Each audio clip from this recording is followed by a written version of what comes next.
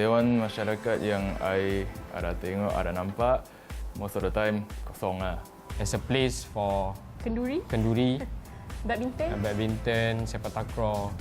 Kita semua sedia maklum lah kegunaan Dewan Masyarakat ni selalunya dua fungsi saja, iaitu untuk majlis keramaian seperti kenduri dan sebagainya, dan juga untuk sukan. Dewan Masyarakat is something born from what is lacking.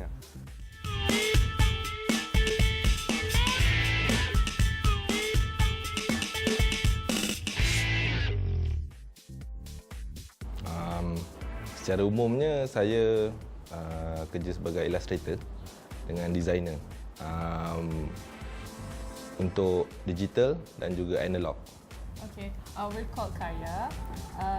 Kita basically a group of 5 friends who started out way back in dalam 2008. So everyone study in the same uni, UTM. Everyone in architecture.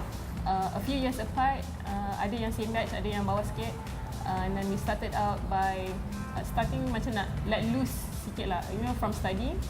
It started out with exhibitions, with stalls, art booth, and then it slowly moved on into more serious stuff towards architecture and design discipline lah, installations. Nama saya Shen. Saya jual baju dan topi brand Lansi, Taiko dengan melalui website saya desagersalon.com lah. My name is Won Chetak. I working as a landscape architect right now, but I graduated as architect. Landscape architecture maybe sort about bringing back the nature to the urban cities, doing some good stuff for the flora and fauna, try to merge together man-made and nature. That's the thing. Try to bring back the birds to the city, stuff like that is quite challenging because people have to perhaps change their lifestyle. Don't have to get used to dirty stuff a bit more. Not clean cut too much. Not like those urban images in a movie, stuff like that. Because perhaps maybe we are living in a tropical country, so I think we have to change a bit of our lifestyle, get used to those jungle stuff, creatures, insects, stuff like that. Dewan masyarakat yang I ada tengok, ada nampak, most of the time kosong lah.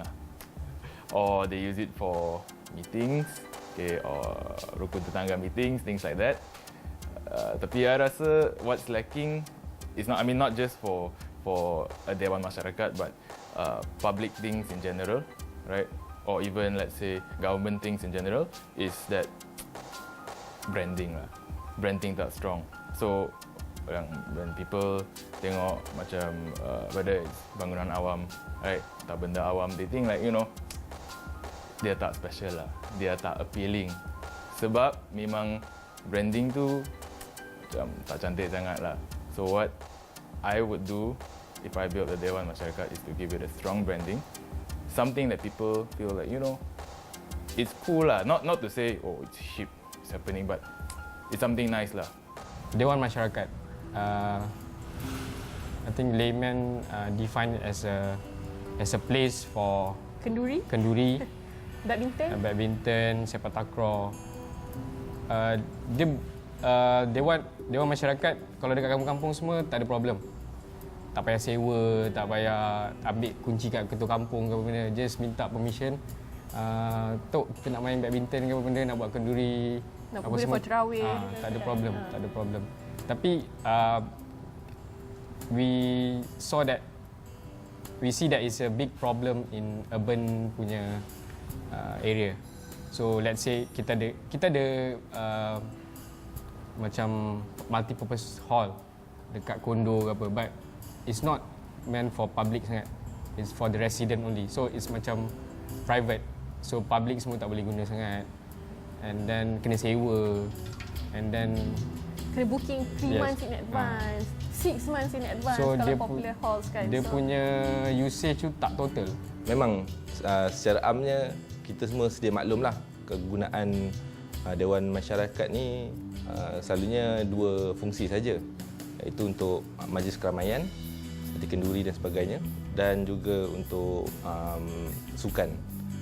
Jadi jika kita bandingkan zaman even masa zaman saya kecil-kecil dulu, zaman saya kat Taiping dulu, Dewan Masyarakat ni sebenarnya diguna pakai untuk banyak fungsi. Ada kelas memasak, ada kelas craft tangan. Saya ingat lagi saya dengan mak saya join origami untuk buat adunan bunga. Semuanya kami belajar dekat Dewan Masyarakat. Jadi sekarang ni dah tak ada dah. Fungsi-fungsi tu dah habis macam tu je. Okay, I started from the core word of masyarakat lah, and I broke it up into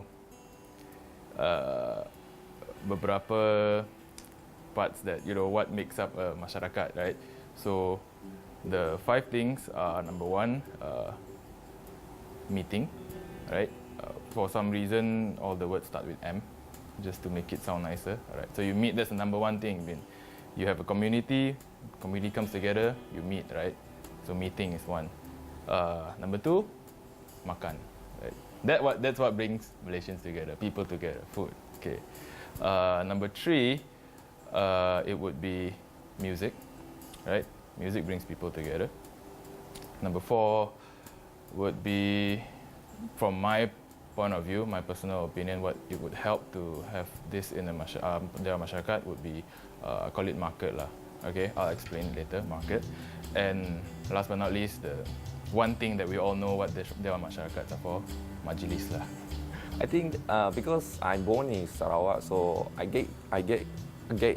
went into forest when I was a kid. I just play in the forest, camping, stuff like that. So it's very important in Sarawak right now that the rainforests are dying. There are pembalakan, there are water dam. So the ecosystem are changing there. So and Borneo is one of the important rainforest islands in the world. So I think it's quite important to try to merge together the city and the nature before it is too late.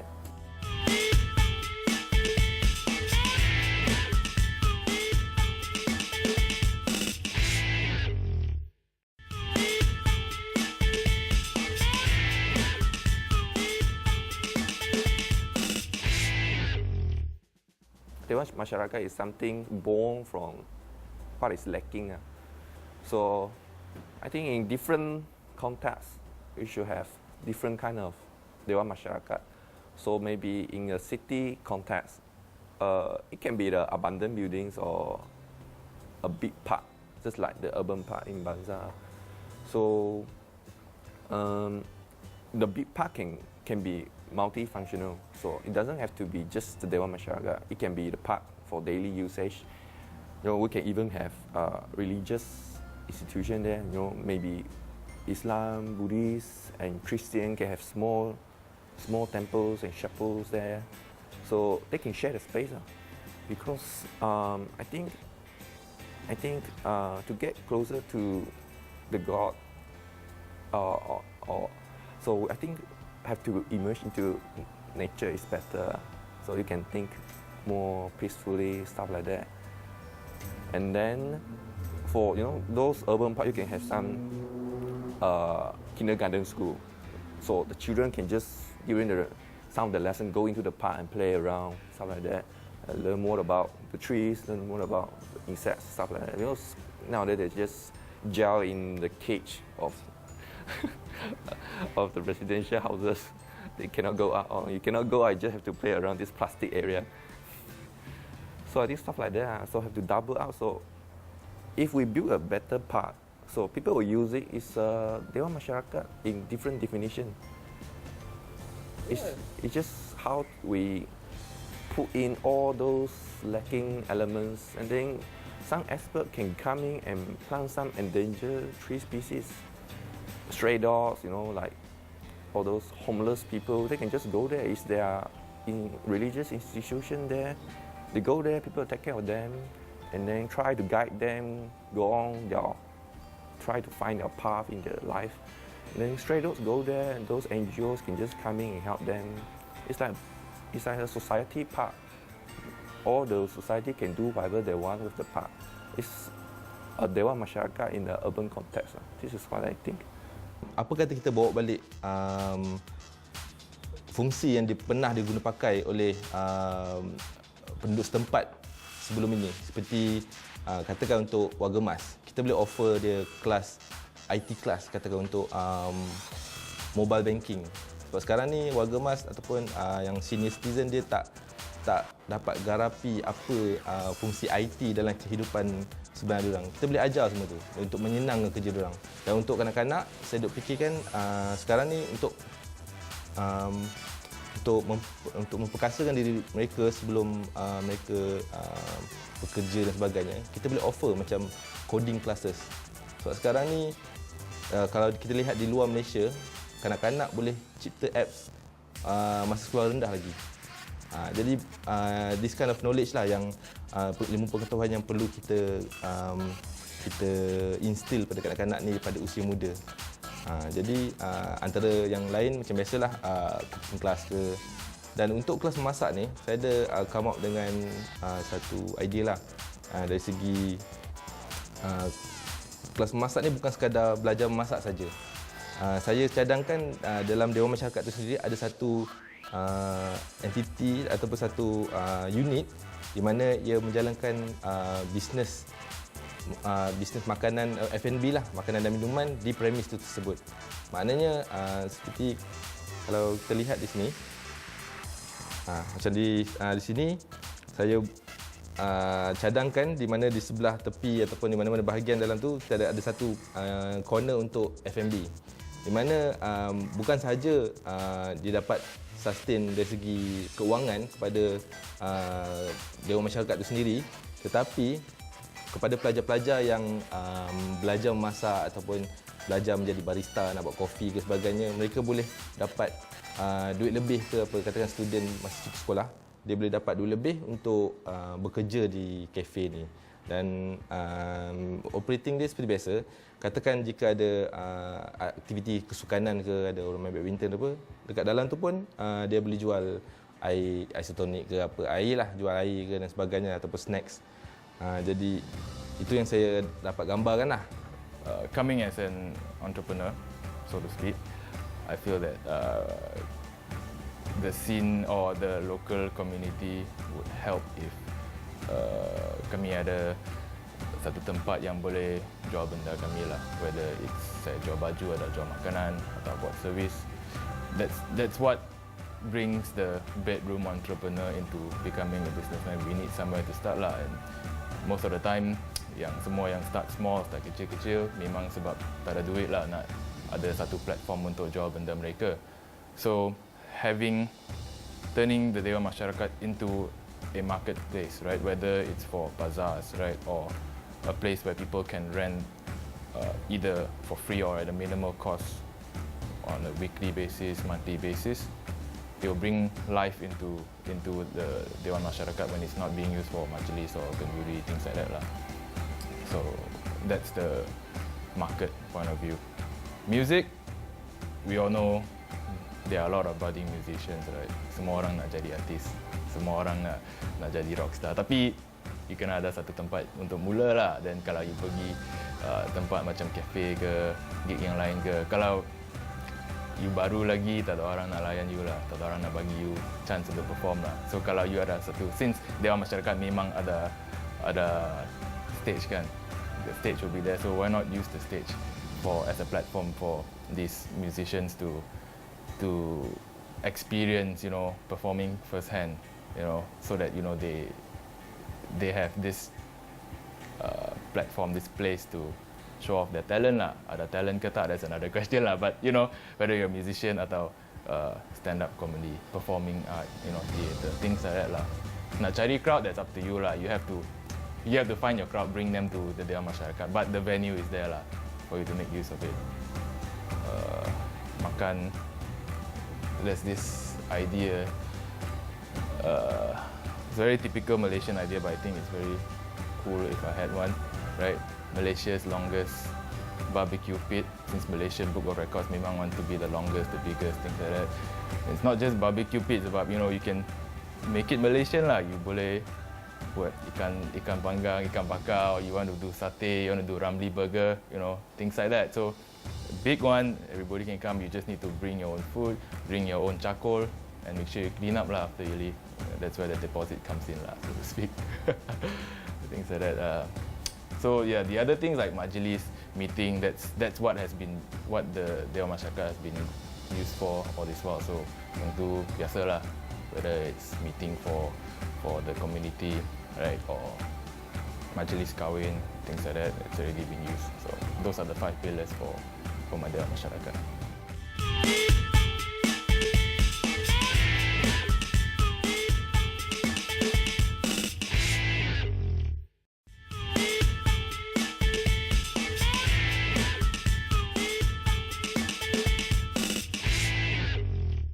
Society kita sekarang sangat bergantung dengan kereta. Yes. Kereta tu sebaliknya jadi satu masalah bagi kita sebenarnya. Kita nak pergi ke satu tempat lain, okey, kita ada 2 tempat ni. Kita nak pergi tempat ni walaupun dekat, yes, tapi kita perlu kena pakai kereta juga. Disebabkan ada semua jalan je lah. Jalan-jalan ni yang memisahkan, yang create satu barrier yang menghalang kita berjalan kaki ke. So untuk menyelesaikan masalah ni, saya rasa memang kita patut, kalau boleh kita kurangkan penggunaan kereta atau termasukkan sekaligus, dan dia ambil balik jalan tu untuk digunakan balik untuk kita kembali kepada basic lah. Kira macam mana dulu jalan kaki. Kita tak boleh hapuskan tol totally. So kita try a few stretch at the toll area. Maybe about dalam 500 meter to 500 meter stretch. Kita try 500 to 1 kilometer stretch. So we convert it into a park, convert it into a open lawn area. We can inject a bazaar. We can inject a planting area. We plant a lot of trees. We give a shade to publics, and then we put a playground. And we put a game area. All the activity, all the public activities can be done here, and we inject bicycle facilities because we want to promote cycling to work as a campaign. Because with doing that, kita boleh decreasekan kereta. We can reliable. We can kurangkan reliable cars. So. And we want to inject macam multi-faith activities, surau. Kalau untuk kaum Muslim kita boleh pergi surau dekat sini, and then kalau untuk Buddhist we can go dekat this area juga. So there's a lot of community activities, and then to cater the housing problem, kita jadikan this elevated highway as a living port area. So we hang the living pot under the bridge. So the idea is we want to make a community at the elevated highway to maintain the stretch. Sebab the problem with this one is the maintenance. Siapa yang akan maintain? So orang-orang yang dekat sini yang akan maintain dekat sini, and then in fact the neighborhood area dekat sekeliling can do the maintenance.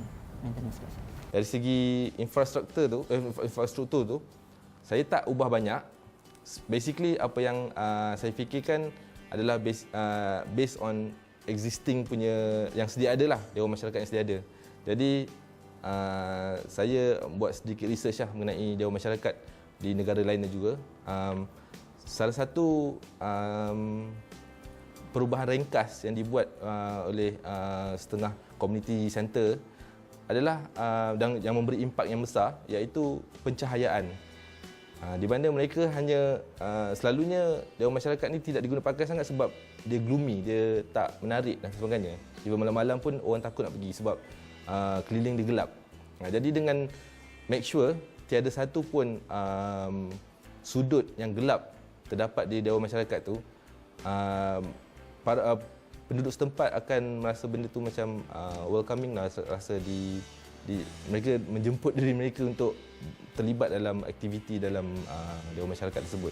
Jadi salah satu aspek dia dari segi lighting lah, di mana tiada satu pun kawasan gelap di sekeliling ataupun di dalam premis tersebut. Okay. Yang keduanya, macam saya cakapkan tadi tentang kafe tu. Kafe tu boleh beroperasi setiap hari mengikut nilai ni secara suggestion sajalah dari segi cadangan. Jadi mungkin dia boleh tutup cuma ketika ada kenduri ke apa yang di mana memerlukan space yang maksimum lah. Dan dari segi sekarang ini luar dia lah, basically simple je. Dari segi dalam dia, dari segi infrastruktur, saya cadangkan yang pertama sekali saya cadangkan kita ada satu movable punya compartment. Ingat tak kalau dulu sekolah kita ada kelas kan, kita ada divider dinding tu. Kalau ada perhimpunan, masa tu tak ada dewan, kita buka dinding, automatic the whole thing tu jadi dewan. Jadi itu maksud saya lah, sustainability dari segi design dia. Jadi saya cadangkan seperti mana saya cakap tadi, yang offerings tadi tu, kelas masak lah, kelas coding ke, semua kelas-kelas ni boleh dijalankan di dalam dewan ni. Jika tidak diguna pakai untuk sukan, kita boleh gunakan movable punya compartment ataupun divider untuk dijalankan kelas-kelas di sini. Sebab bagi kami, ruang masyarakat tu lagi important daripada dewan masyarakat. Sebab dewan is the building. Kita kena create a building. Tapi ruang ni kita just use the ruang. Just use the space. Kan? Okay, objektif utama design yang saya propose ni sebenarnya bukan pasal imbuhan sangat. Economic factor tu basically carrot kat ujung tu lah untuk bagi participation tu lagi tinggi. The idea is untuk menjadikan penduduk setempat tu sepakat. Jadikan dewan masyarakat tu sebagai nukleus dalam aktiviti kawasan tersebut. Sekarang ni orang lihat dewan masyarakat tu sebagai structure yang diguna pakai pada masa-masa tertentu saja. Sports dan kenduri, tu je. Jadi macam rugilah kat situ. Dia ada satu infrastruktur yang bagus, ada ruang, ada kawasan, tapi tidak diguna pakai secara optimum. Jadi dengan idea yang saya cadangkan ni, dengan harapan untuk jadikan dewan masyarakat tu sebagai nukleus aktiviti di mana penduduk setempat tu sepakat dan menjalankan aktiviti bersama-sama. I feel the problem now is that we live in a very virtual world, kan. Yalah, kami ada Facebook friend yang banyak lah, tapi you WhatsApp them more than you speak to them in person, kan. So the thing about Dewan Masyarakat is because it's a local place, kan. It's in a local community. So the first step to creating a better environment is to get to know people in your own community, kan. Tak payah nak kenal orang kat UK, kat Australia kalau jiran you pun tak kenal, kan. So at least if you have a Dewan Masyarakat like this and you slowly start by bringing people together, whether it's through music, right, or through food, you get to know the people around you, and that's how you build a stronger community. I mean, you have a strong community, you know, you will improve on other social aspects of life, whether it's, you know, security, right, or connections, networking, friends like that, things like that, kan. But it has to start from the basic lah of knowing the people that live around you lah. KL has more concrete jungle, but then I think you should do something to green the city more, so the city looks better and the life quality is better.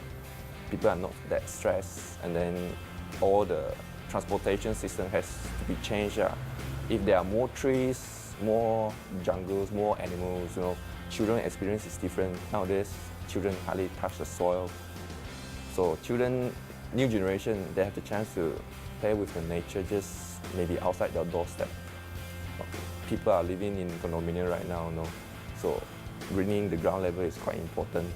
And then with all the greens, you know, we can cycle to work, stuff like that. So cut down the traffic jam, the life is better.